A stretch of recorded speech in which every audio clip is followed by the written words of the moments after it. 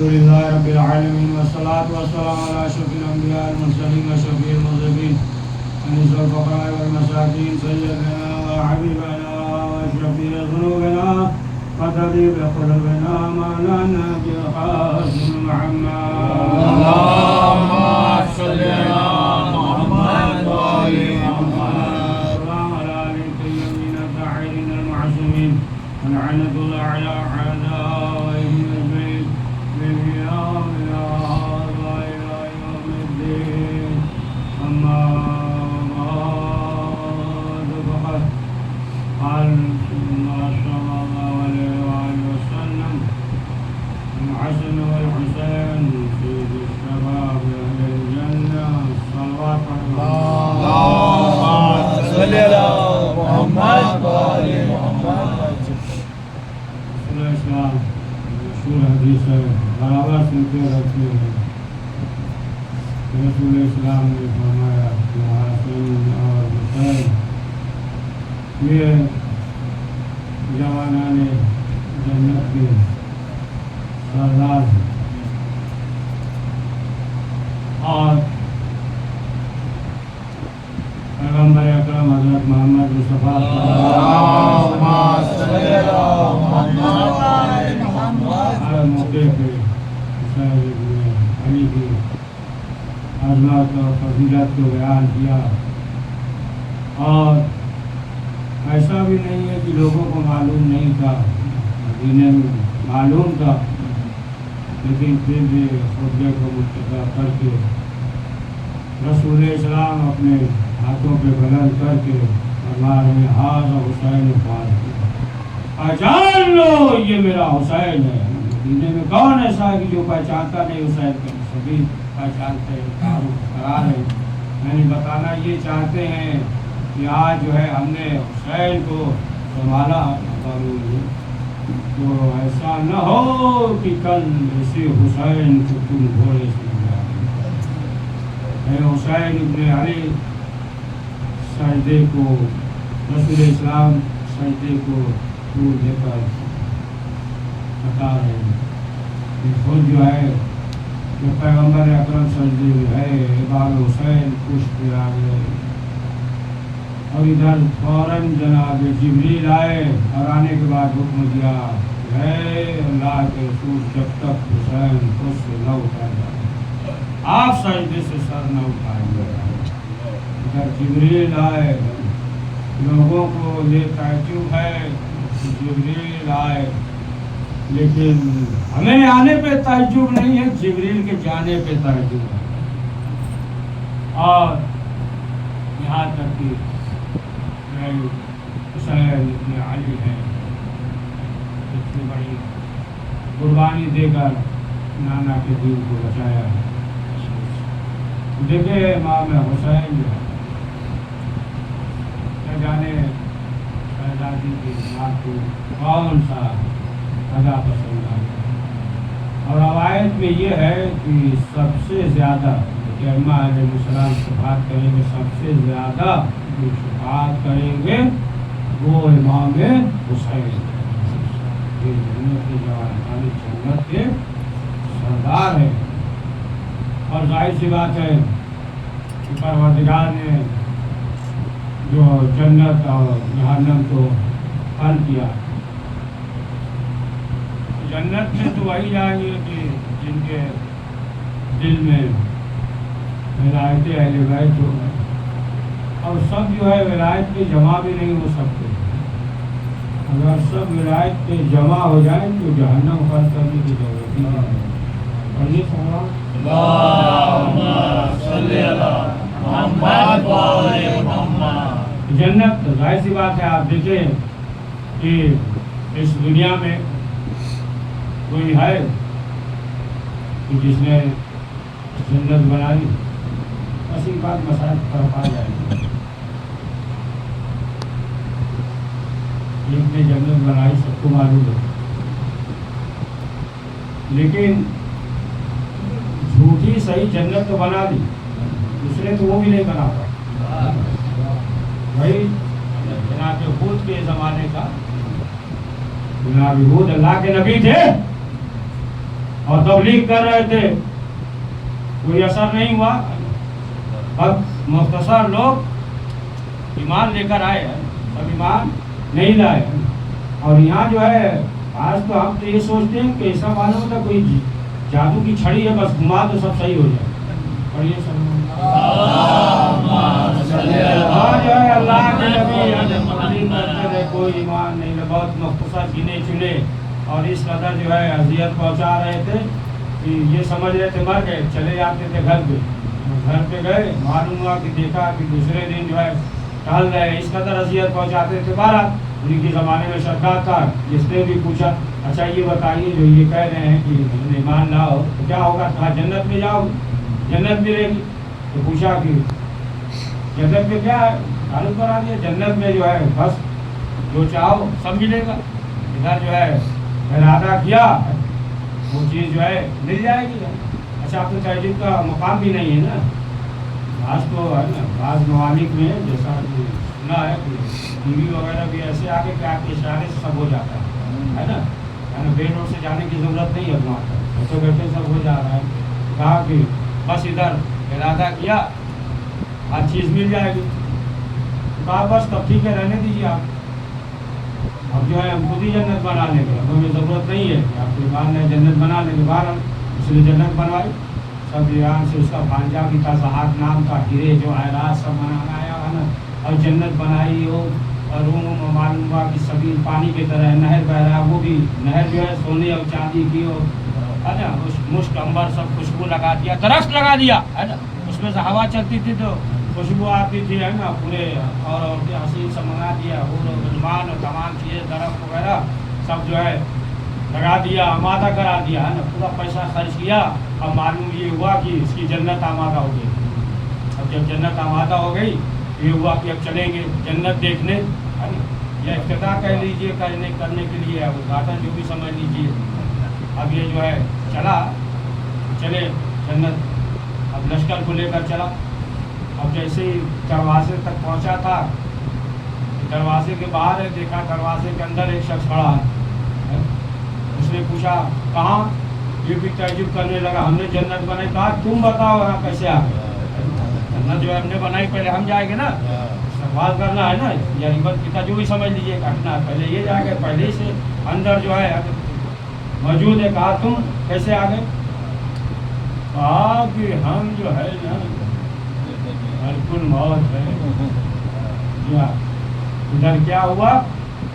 فوراً جو ہے روح قبض کر دیا.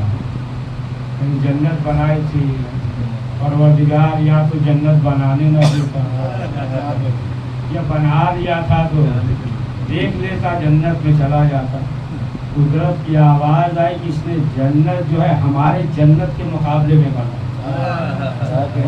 اب جو مقابلے پہ آئے گا مقابلے پہ جو ہے بیت کے مقابلے پہ آئے گا. پھر ایک چیخ نکلی جناب جبریل کی، ایک چیخ نکلی، سب ختم ہو گیا. جنت جو ہے وہ سب ہے نا ختم ہو گیا. سب ایک آواز میں جو ہے چیخ نکالی اور جنت ختم ہو گئی.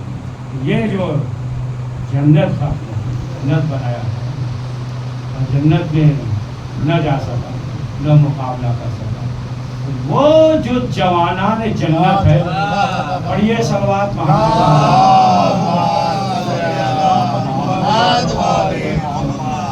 تو بہرحال اہل بیت کی محبت اور محبت لائے اس کے اندر ہے. اہل بیت معصومین علیہ السلام اس کے صفات ہیں. آج یا دیکھیں امام حسین علیہ السلام کا جو بھی ذکر سنتا ہے، مسائل سنتا ہے، جس کے دل میں انسانیت پائی جاتی ہے، تو انسان آج بھی بڑھ جاتا ہے. اور جو ظالمین ہے آج بھی آپ دیکھیں پہلے بھی کتنا درد دوڑتا ہے کہ کوئی انسان زیارت میں نہیں جا سکتا تھا. یہاں تک کہ لوگ جاتے تھے تو ہاتھ کاٹے جاتے تھے. 10 افراد جاتے تھے، 8 افراد کو قتل کرتے تھے، 2 افراد جاتے تھے. اتنی سختیاں تھی. لیکن اس دور میں بھی اہل بیت کے چاہنے والے جاتے تھے.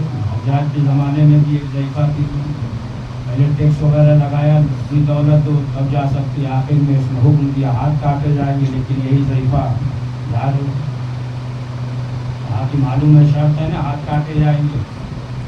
हाँ, हाथ बढ़ा दिया। उसने कहा कि पहले हमारे लिए मुश्किल था, पैसा जमा करना मुश्किल था, अब तो हमारे लिए आसान है कि अल्लाह ने जो है हमें तो हाथ दिए हैं। कितनी सस्ती थी, कितना पैसा दौर था। खुद मुतवक्किल के ज़माने में एक खातून थी, हालात अच्छे नहीं थे, ज़ियारत के लिए जाना मुमकिन नहीं था, खत कर दिया जाता था। तो ये हुआ कि अभी चंद साल के लिए कोई ज़ियारत पे न जाए, लेकिन एक खातून थी, उसका नाम ताहरा था, वो आमादा हो गई, हम ज़ियारत पे जाएंगे। लोगों ने समझाया कि नहीं, हालात अच्छे नहीं, 1-2 साल न जाओ। उसने कहा नहीं, हम जाएंगे। उसकी गोद में बच्चा भी था 2 साल का। चली, निकली ज़ियारत के लिए, निकली। मुतवक्किल की सिपाहियों ने रोक लिया, कहा नहीं जाने देंगे, शर्त है। कहा क्या शर्त है? कहा शर्त मान लो तो ज़ियारत के लिए तुम जा सकती हो। कहा जो भी शर्त हो बताओ। तब जो सिपाहियों ने ये कहा कि बच्चे में जो गोद में जो बच्चा है उसे वो करेंगे। कहा कि ठीक है, हमारा मकसूद सिर्फ ज़ियारत है। आखिर में सामने बच्चा से कर दिया। देखा एक शर्त और है। कहा क्या? कहा दूसरी शर्त ये है कि इसी के लाश पे अपने पाँव को रखो और चली जाओ। तब करबला की तरफ रुक करके आवाज़ देती है, मौला अगर ज़ियारत मकसूद न होता तो ये अमल न करती, लेकिन हमारा मकसूद ज़ियारत है। या ही कहा, बेटे की लाश पे कदम को रखा, गुजर गई, करबला पहुँच गई। जरिए इमाम हुसैन पकड़ कर रो रही थी, गोशे में खड़ी थी। क्या देखा, एक खातून आई है और आने के बाद कह रही चलो तुम्हें एक मुअज़्ज़िमा बुला रही है। ये सोचने लगी यहाँ पे कौन है हमारा जानने वाला। और जब गई तो एक आवाज़ आई, ताहिरा लो अपने फर्जंद को ले लो। मैं कहूँगा बीवी एक आपकी महब्बा थी, पैसा खत्म हो गया, बर्दाश्त न कर सकी, लेकिन हाय असरा करबला के मैदान में 3 दिन के भूखे और प्यासे शहीद कर दिए गए। आज़ादारों, आज माहे सफ़र की 10 शब है और आज की शब जनाबे सकीना की शहादत हो रही। आप देखें, जहाँ भी आप अलम देखेंगे तो अलम के साथ मश्क लगा हुआ मिलेगा, मश्क लगा हुआ मिलेगा। देखिए मश्को अलम चश्मे दिले एहसास से, जैसे लिपटी हो सकीना सीने अब्बास से।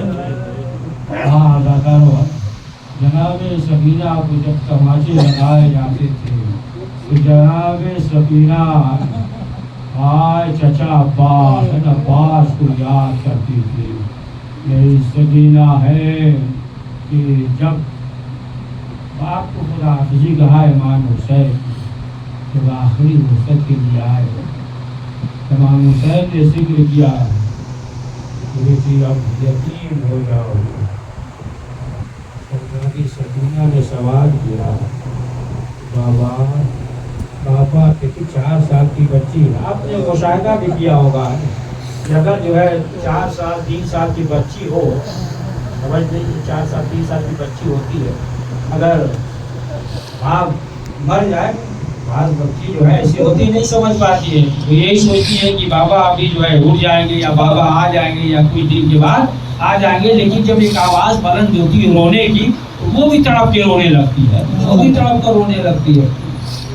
तो जनाबे सकीना ने सवाल किया, बाबा यतीमी किसे कहते हैं?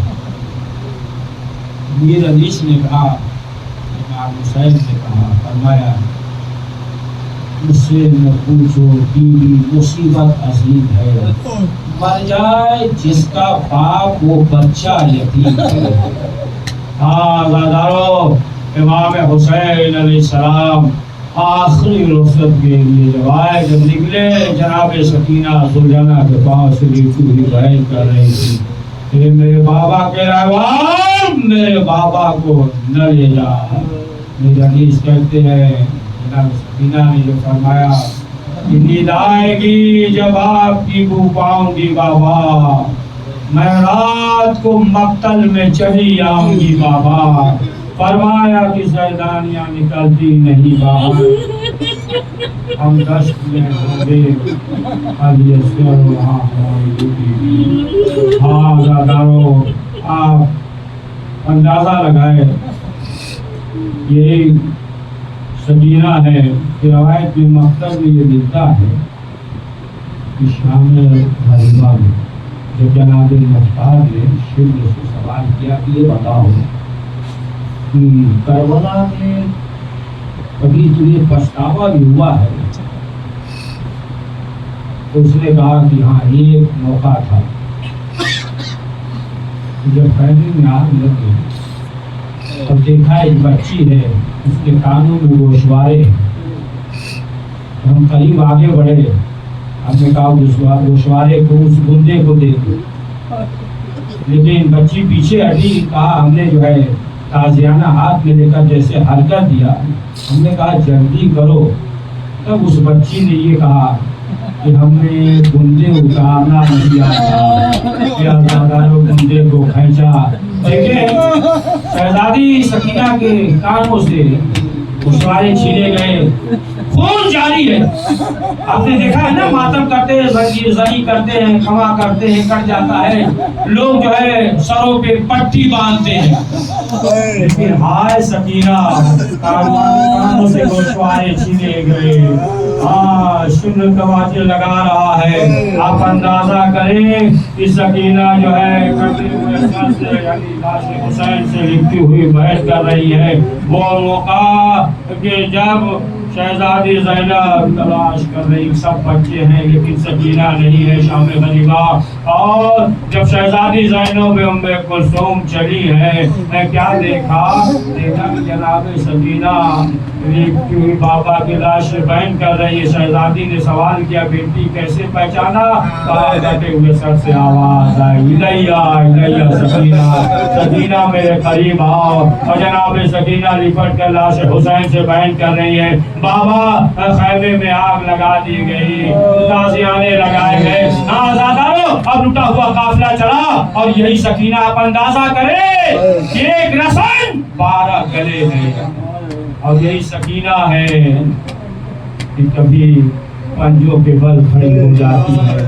اس لیے اور جتنے تھے کبھی کے تھے، جب چلتے تھے سکینہ کس طریقے سے پوری راہ کا سفر کیا، یہاں تک کہ جب شام زندان میں پہنچی، اور اکثر جناب سکینہ نے یہ دیکھا کہ پرندے ہو رہے ہیں، سوال کیا پھوپھی اماں یہ پرندے کہاں جا رہے ہیں؟ کہا یہ اپنے اپنے آشیانوں کو جا رہے ہیں، اپنے اپنے گھر وطن جا رہے ہیں۔ سکینہ یہی سوال کرتی تھی پھوپھی اماں ہم اپنے وطن کب جائیں گے؟ آزادارو یہ لوٹا ہوا قافلہ جب شام میں پہنچا ہے، ایک خاتون تھی، اس کا نام نفیسہ تھا، شوہر کا نام عبداللہ تھا، یہ امام حسین کے غلام تھے، اور جو نفیسہ تھی یہ شہزادی زینب کی کنیز تھی۔ امام حسین نے انہیں آزاد کر دیا تھا، اولاد نہیں تھی، انہوں نے نذر کیا، یہ کہا کہ اگر بیٹا ہوگا تو ہم حسین کے غلامی میں دیں گے، اگر بیٹی ہوگی تو شہزادی زینب کے کنیزی میں دیں گے۔ یہ آزادارو یہ شام چلے گئے اور وہاں پہ رہنے لگے، یہاں تک کہ ایک مرتبہ عبداللہ جب گھر سے باہر نکلے کیا منظر دیکھا ایک 4 سال کی بچی ہے، دامن جلا ہوا ہے، چند بیویاں ہیں۔ اب عبداللہ دوڑتے ہوئے گھر پہ آئے اور آنے کے بعد اب بے قرار ہے۔ بی بی نے سوال کیا عبداللہ کیا کسی نے تانا دے دیا کہ تمہارے بچے نہیں ہیں؟ عبداللہ نے کہا نہیں نہیں، ہم جو ہے ایک ایسا قافلہ دیکھ کر آئے ہیں، ایک 4 سال کی بچی ہے، دامن چلا ہوا ہے، اے بیوی ہم یہ سوچتے ہیں کہ چلیے اور چلنے کے بعد اس بچی کو خرید لیں، خریدنے کے بعد ہم شہزادی زینب کے کنیزی میں دیں گے۔ آزادارو اب یہ چلی، زوجہ قریب آئی اور آنے کے بعد جیسے ہی جناب سکینہ کے قریب پہنچی اور کچھ کہنا چاہتی تھی، ایک مرتبہ اس نے یہ کہا کہ ہم اس بچی کو خریدنا چاہتے ہیں۔ جیسے ہی یہ کہا شہزادی زینب نے سوال کیا، یہ بتاؤ اسے خرید کر کیا کرو گی؟ کہا ہم اسے خرید کے اپنی شہزادی کے کنیزی میں دیں گے۔ ایک مرتبہ زینب نے سوال کیا، یہ بتاؤ اس شہزادی کا نام کیا ہے؟ اس نے دائیں جانب دیکھا، بائیں جانب دیکھا، ایک فکرہ کہا بیوی تم قیدی ہو، ہم شہزادی کا نام یہاں نہیں لے سکتے۔ ایک مرتبہ شہزادی زینب نے کہا کون شہزادی؟ کہا کہ شہزادی ارے دیکھ میں زینب ہوں، یہ سکینہ ہے۔ سوال کیا اے شہزادی آقا حسین کہاں ہے؟ شہزادی نے کہا ارے میرے بھیا کو 3 دن کا بھوکا اور پیاسا شہید کر دیا گیا۔ آزادارو یہی شہزادی زینب ہے، بس آخری فکرات شہزادی زینب ہے کہ جناب سکینہ کو دلاسا دے رہی ہے، سمجھا رہی ہے، لیکن یہی سکینہ ہر وقت بابا کو یاد کر کے روتی ہے۔ اے آزادارو آج کی شب آئی اور شہزادی سکینہ سر شام نماز مغرب اور عشاء پڑھنے کے بعد سو گئی۔ جب سو گئی تو جناب سکینہ نے خواب میں اپنے بابا کو دیکھا، بیدار ہوئی، سوال کیا اے پھوپھی اماں میرا بابا کہاں ہے؟ زینب نے کہا اے بیٹی تمہیں معلوم ہے تمہارا بابا شہید کر دیا گیا؟ سکینہ نے کہا نہیں نہیں پھوپھی اماں، ابھی ابھی بابا میرے پاس آئے تھے۔ یہ کہنے کے بعد اب جناب سکینہ کو دیکھا کہ دشت کے عالم میں ہے۔ ایک مرتبہ شہزادی زینب نے کہا اے میرے نال سید سجاد بیٹا آؤ، سکینہ کا حال دیکھو۔ اب جو سید سجاد قریب آئے کہا پھوپھی اماں، پھوپھی اماں اب سکینہ اس دنیا میں نہ رہی۔ اے آزادارو ماں آگے بڑھی، آواز دی اے بیٹا علی اصغر نے ساتھ چھوڑ دیا، تم نے بھی میرا ساتھ چھوڑ دیا۔ آزادارو بس آخری فکرہ کہ جب غسالہ نے غسل دیا، ایک مرتبہ باہر آئی، شہزادی زینب سے سوال کیا، کہا کہ بی بی یہ بتائیے کہ اس بچی کو کیا مرض تھا؟ زینب تڑپ گئی، ارے تم نے کیا کہا؟ کیوں کہا؟ کہا کہ اس کے جسم پہ نیل کے نشان ہیں۔ زینب نے کہا نہیں یہ بچی مریض نہیں تھی، اتنے تازیانے لگے۔ یہی سکینہ کہ سید سجاد کے ہاتھوں میں ہتھکڑی، پاؤں میں بیڑیاں اور سپرد لحد کیا، بس آخری فکرہ۔ اے آزادارو جب یہ قافلہ جانے لگا، ایک مرتبہ شہزادی زینب نے کہا، جب رہائی کے بعد جانے لگا شہزادی زینب نے کہا اے میرے نال سید سجاد اور رباب نظر نہیں آتی۔ سید سجاد نے کہا پھوپھی اماں ہمیں معلوم ہے کہ ماں کی ڈر ہے۔ اے آزادارو کیا دیکھا؟